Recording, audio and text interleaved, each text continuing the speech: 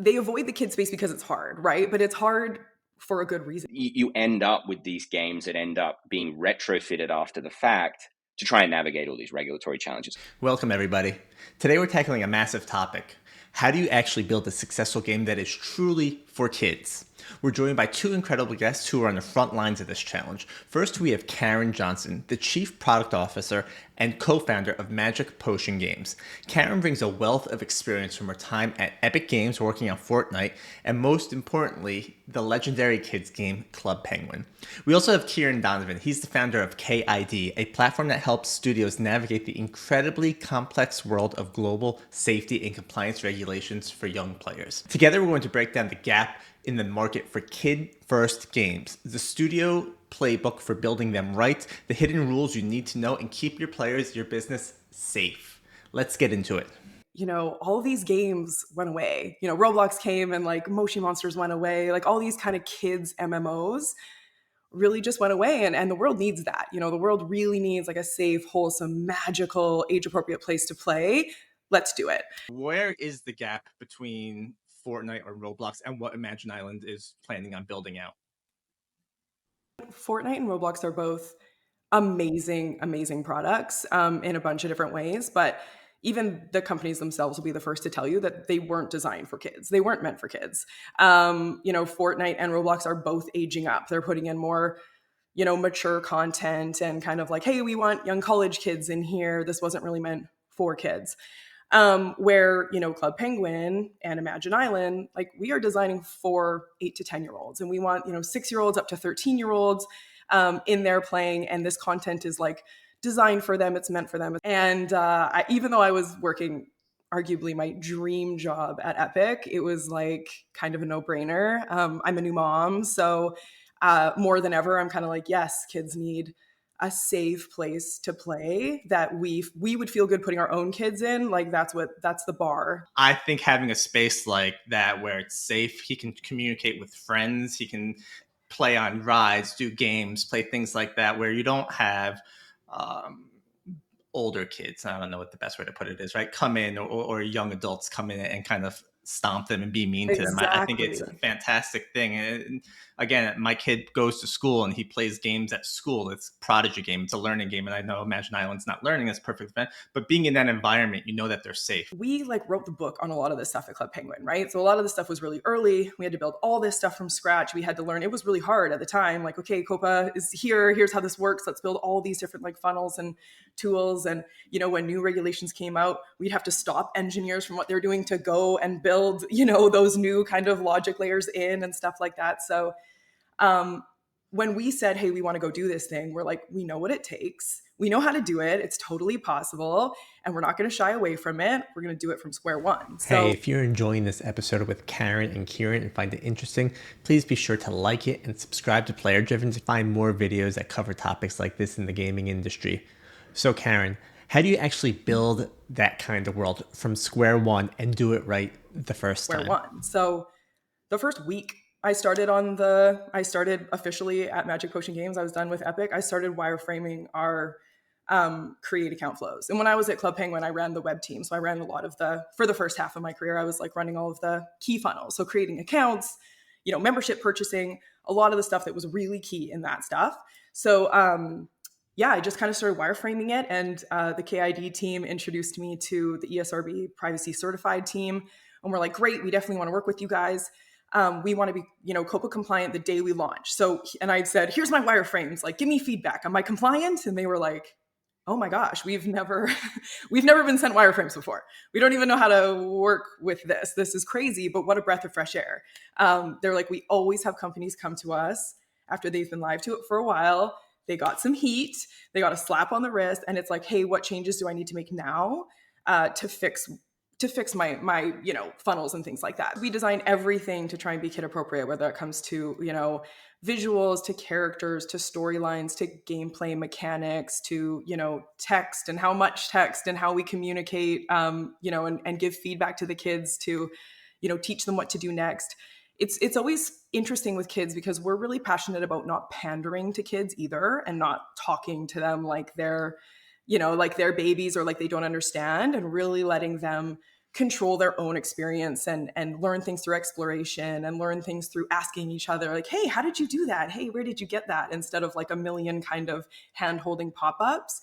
But it's always it's a balance, especially when you have a 6-year-old and you have a 13-year-old. They kind of need different things. But in terms of talking to the kids, we started doing user groups before we even had a playable product, and we used to do these kind of Zoom calls with 5 kids, and just like Kieran's saying, we would talk to them about like, what games are you playing?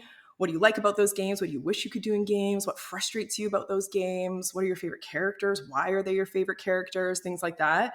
We did that all through the development of Club Penguin, or sorry, Imagine Island. And when we had a playable version, we would also send out builds, and the kids would get into these dev builds, and we'd watch them run around, and we'd watch where they got a little hung up. Oh, they didn't understand that. Oh, that didn't make sense to them. Okay, we'd take it back to the team. This needs to be more clear. This one looked a little hard. This one looked a little too easy. So those are always like so impactful. And sometimes the thing that you worked on so much, they're like, oh, that's cool, but what is this silly garbage can? And they like zoned in on this garbage can and thought this, like, one of the kids went through a portal that was really just like a dev room where we were experimenting with the size and spacing of things, like how far should they be apart so you can jump to them and stuff like that. And that was the coolest room they found. They were like, I found a parkour room and there's a garbage can in here. This is hilarious. And we were like, this isn't even a room. It doesn't even have like colors. Why is this so fun? One of the biggest barriers to building for younger audiences, because if you just want to take, for example, the age of a child, we've been talking about kids. The age of a child differs across dozens and dozens and dozens of countries. The way that you need to build for younger audiences and then teenagers isn't just different creatively, but it's also different in terms of the regulatory challenges. It's fair to say that the pace of regulatory change has just it's extraordinary now. And I'll give you an example. 2 weeks ago, Indonesia, like one of the most populous countries in the world, huge gaming market, and in fact, massive web gaming community, introduced a new regulation that requires any online platform to age band between 2 to 3 years, all the way up to 18. You need to have different experiences and different configurations all the way up.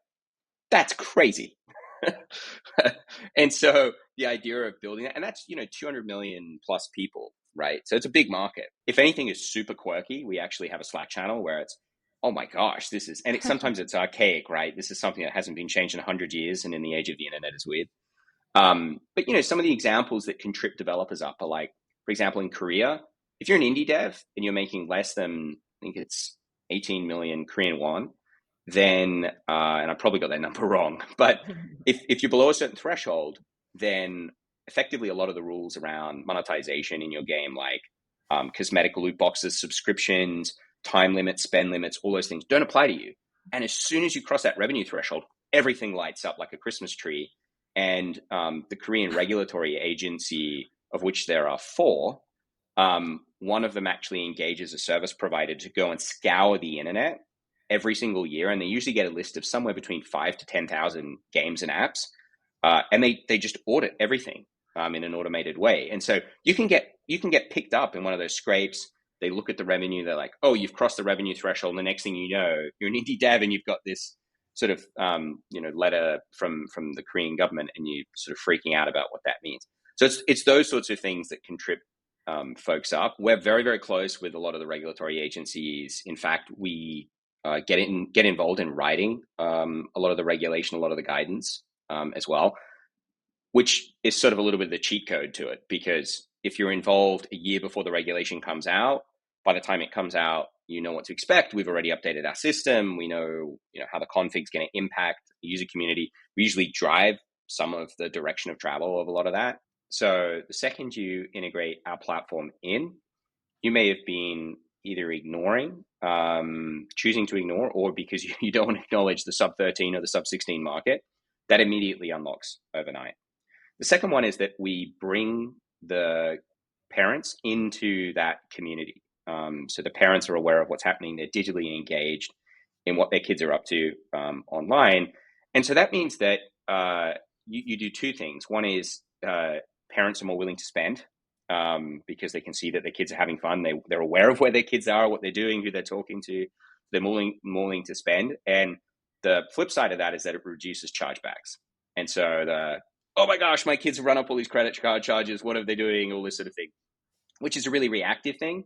And it's really, really hard to, once that train has left the station, it's really, really difficult to pull that back. And so that's a big part of it. The third one is, and we discovered this by complete accident, and it was developers who were asking us about it, is, our infrastructure is integrated into a suite of amazing titles today, a lot of really, really big titles with tens of millions of users. And in fact, we now have social platforms that have integrated a lot of our technology. We are the central hub to all of those spokes. And so we had our biggest day yesterday. I think our web traffic yesterday grew like 9,000%. Wow. It's extraordinary how many parents are coming and visiting our site, and their kids who are coming to visit and understand, oh, what's this new thing that's now in the game that I'm playing? Because it's super popular. The kids are talking about it at school. There's a lot of like YouTube videos about this sort of thing now. And so we're actually, I don't want to say we solved discovery, but we are tinkering in the fact that we do exist in this space where we can support developers with discovery. And so I think those three things are where developers are seeing value in KID today. Yeah, and especially as a young parent, a parent of young kids, like if we do get to provide that next wholesome, impactful, meaningful thing to like the next generation of kids that include our own kids, that's like legacy level stuff right there. Like that just makes my heart skip a beat. If we can do that, what an incredible thing to leave behind for our kids and their whole generation of kids. That's the goal. That's like the North Star here. So big thanks again to Community Clubhouse for sponsoring this episode. They are a wealth of knowledge, whether it be at GDC or at Gamescom, whether you be a community manager, trust and safety, just monetization in game. They have best practices for all that. So big thanks to Community Clubhouse again. And again, Karen, thank you so much for joining me today. And I hope you guys have a great rest of your day.